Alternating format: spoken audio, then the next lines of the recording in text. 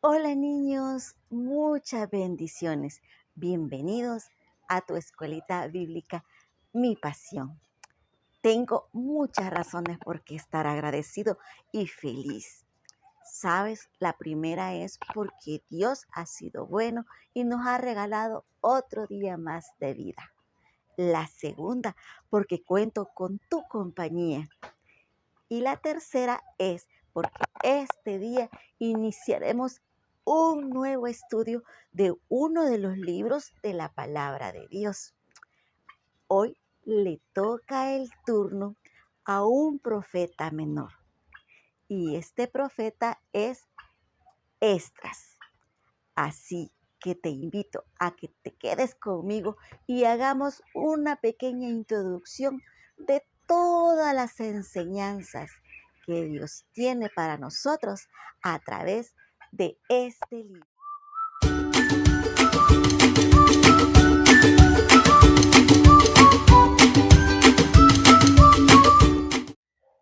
Niños, lo primero que tenemos que conocer de este libro es su origen y su escritor, ya que hay dos teorías sobre esto.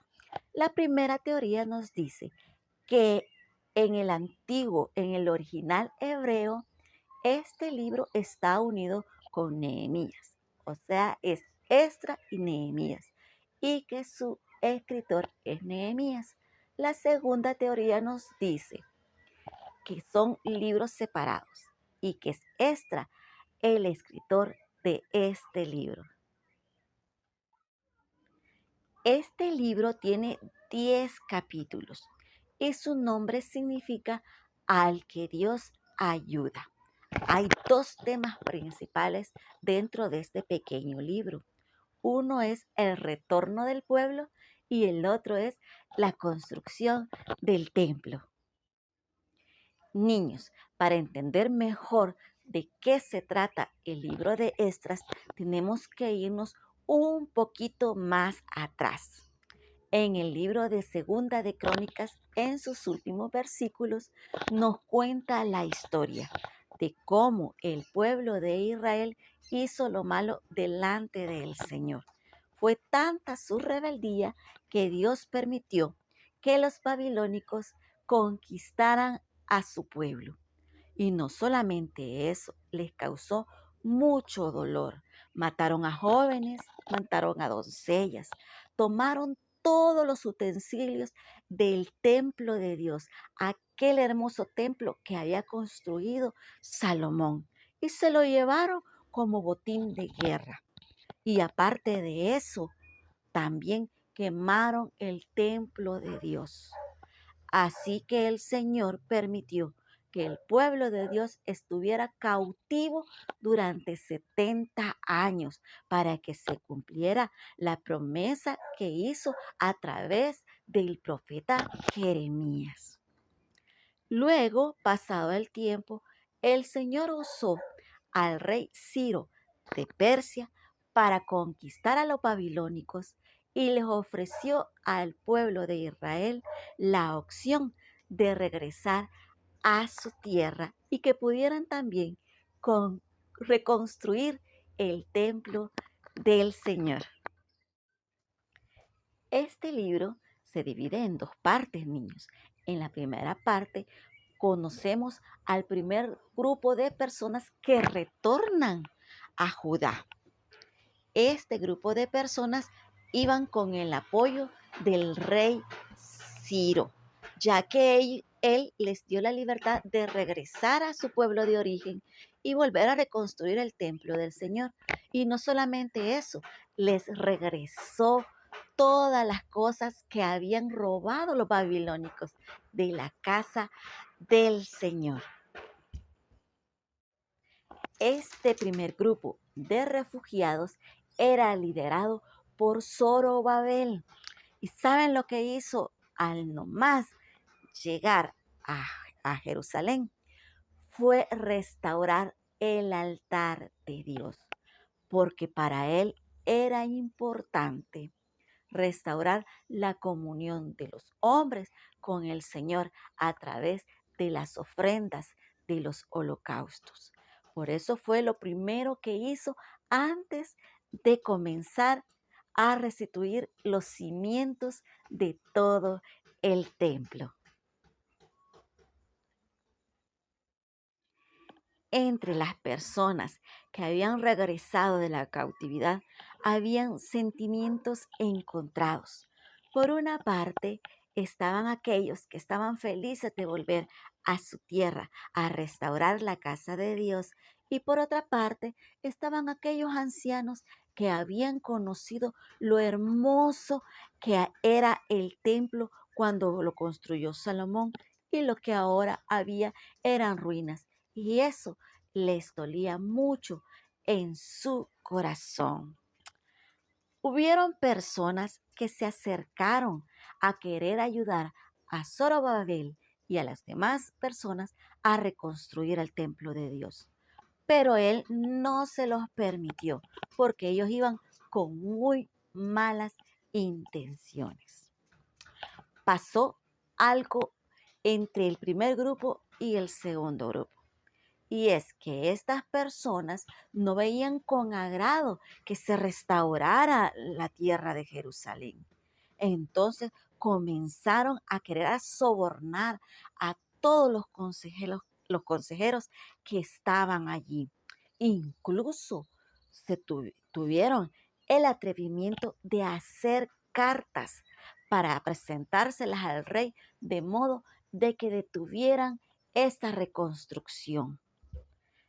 Eso hizo que la construcción se detuviera más o menos por unos 5 años, hasta que el Señor utilizó a 2 profetas para que les hablara al pueblo y para que el pueblo recobrara ánimo y se preocuparan más por restaurar la casa de Dios, ya que los que habían regresado en el primer grupo se detuvieron y perdieron los ánimos y comenzaron ellos a ocuparse de sus propias necesidades, de reconstruir sus hogares y dejaron de un lado la casa de Dios.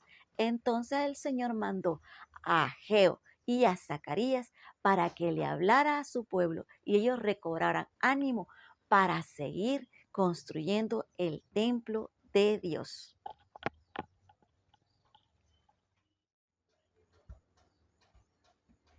La segunda parte de este libro, vemos a otro grupo de refugiados que regresan a Jerusalén, liderado por Esdras. El rey Darío mandó a buscar el decreto del rey de Ciro, donde daba autorización a construir el templo del Señor, y se lo dio a Esdras.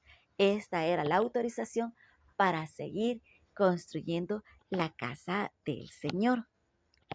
Lo que más le importaba a Esdras era rescatar la ley del Señor. A él le preocupaba mucho que el pueblo hubiese olvidado las enseñanzas de Papá Dios. Así que él vino a enseñar nuevamente todo lo que él había aprendido, porque Esdras, aparte de ser sacerdote de la descendencia de Aarón, era un escriba. Por lo tanto, él conocía mucho sobre la ley del Señor. Y para él era fundamental que el pueblo conservara su identidad y también su santidad.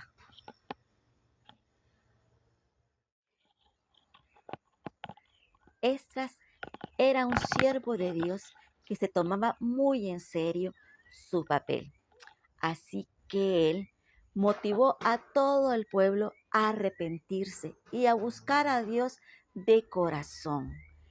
Él hizo una oración de intercesión para que Dios pudiera perdonar a su pueblo de todas las faltas que habían cometido. También hizo otra cosa, ya que el pueblo, por el hecho de estar en cautiverio y los demás hombres que habían estado esparcidos por muchas ciudades, ellos se habían contaminado, habían tomado mujeres que no eran israelitas, mujeres samaritanas, mujeres cananeas, y esto no era conforme a la voluntad de Dios. Así que él mandó a que todos los hombres despidieran a las mujeres que no eran israelitas, las despidieran con todos sus hijos para conservar esa santidad, ya que esta mezcla entre israelitas y otros pueblos podían ser dañinas para el pueblo del Señor. Así que tuvieron que separarse. Esto causa un poquito de controversia porque habrá agradado al Señor la actitud de separar a las familias. Recordemos que el Señor ya había decretado que los israelitas no tomaran mujeres que no eran de su pueblo. Y Esdras estaba consciente de que el pueblo tenía que estar santo y limpio porque de ese pueblo iba a nacer el Salvador, el Mesías, el Hijo de Dios. Por eso es que era tan importante que ellos se cuidaran mucho. Este libro de Esdras es un libro de cumplimiento de las promesas que el Señor le hace a su pueblo. Tuvieron que pasar muchos años para que el Señor restaurara a su nación, pero todo estaba bajo los planes del Señor. Esto nos enseña que aunque el Señor tarde, Él siempre va a cumplir sus promesas en cada uno de nosotros. Otra enseñanza que nos deja el libro de Esdras es que no podemos olvidar quiénes somos. Pase el tiempo, pasen las situaciones que podamos estar pasando, no debemos de olvidar de quién somos y de quién nosotros dependemos. La palabra de Dios nos enseña, niños, que nosotros somos templo y morada del Espíritu Santo. Así que este templo debemos de cuidarlo, debemos de evitar contaminarlo para que sea agradable y que el Señor pueda habitar en cada uno de nosotros. Y así como el pueblo de Jerusalén estaba preocupado por reconstruir el templo de Dios, donde ellos se congregaban para adorar al Señor, también nosotros debemos de preocuparnos de que este templo, que este cuerpo esté en óptimas condiciones para poder no solamente buscar a Dios, sino que también servirle como Él se lo merece. El pueblo de Dios había sufrido durante muchos años y por fin regresaban a su tierra, regresaban a su casa, a sus raíces, a lo que ellos eran y estaban muy felices de hacerlo. No iba a ser fácil porque habían muchas cosas que transformar, habían muchas cosas que hacer de nuevo, pero estaba ese deseo en el corazón de ellos de poder edificarle la casa al Señor. Y para ellos era importante que la presencia de Dios habitara en medio de todos ellos.